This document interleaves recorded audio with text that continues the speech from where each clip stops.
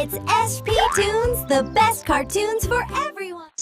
हरे भरे जंगलों और सुनहरे खेतों के बीच बसा एक छोटा सा गांव था, रामपुर।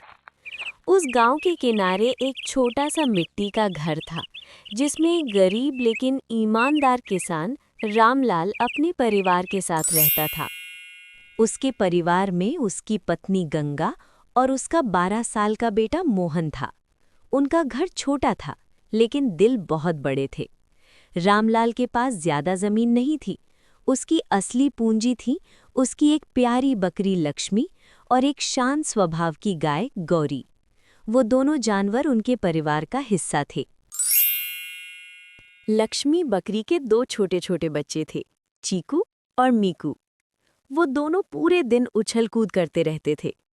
मोहन को उनसे बहुत प्यार था।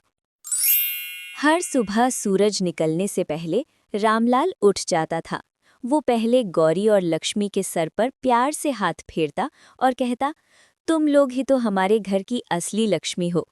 गौरी अपनी बड़ी बड़ी आंखों से उसे देखती, जैसे उसकी बात समझ रही हो। हर दिन रामलाल जंगल में उन्हें चराने ले जाता था।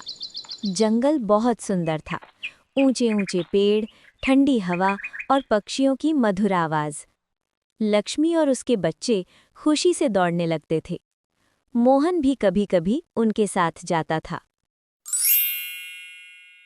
एक दिन मोहन ने पूछा, पिताजी, क्या हम हमेशा ऐसे ही रहेंगे? रामलाल मुस्कुराया और बोला, बेटा, मेहनत करने वाले कभी गरीब नहीं रहते। एक दिन अचानक रामलाल की तबीयत खराब हो गई। उसे तेज बुखार आ गया। वो बिस्तर से उठ भी नहीं पा रहा था।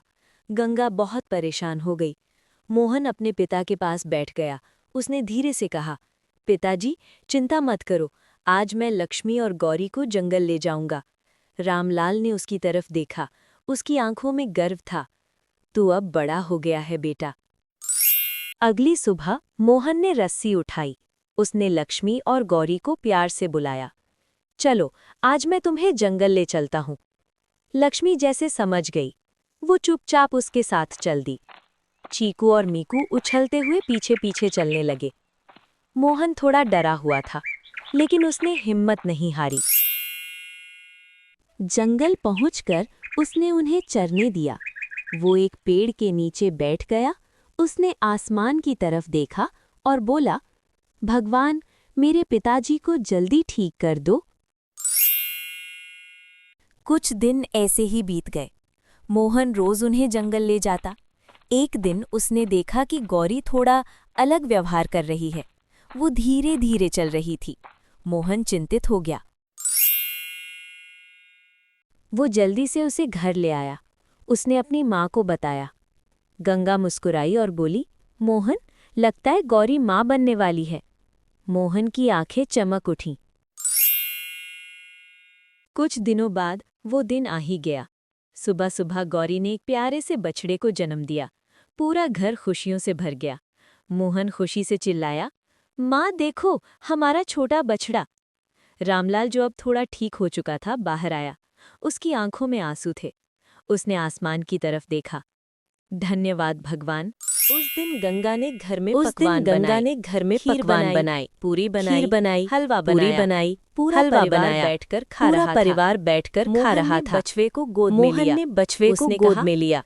तुम हमारे घर की नई खुशी हो। बकरी भी पास खड़ी थी, जैसे वो भी खुश थी। रामलाल ने कहा, देखा बेटा, मेहनत और विश्वास कभी खाली नहीं जाते। मोहन मुस्कुराया। उस दिन उनका छोटा सा घर महल जैसा लग रहा था। रामलाल ने मोहन के सिर पर हाथ रखा। आज मुझे तुम पर गर्व है। मोहन बोला, पिताजी, मैंने आपसे ही सीखा है। गंगा भगवान के सामने दिया जला रही थी। उसने कहा, भगवान, हमारे परिवार को हमेशा खुश रखना। छोटा बछड़ा उछल रहा था। चीकू और मीकू उसके साथ खेल रहे थे और वो छोटा सा घर खुशियों से भर गया। You learned something from this story or liked the story?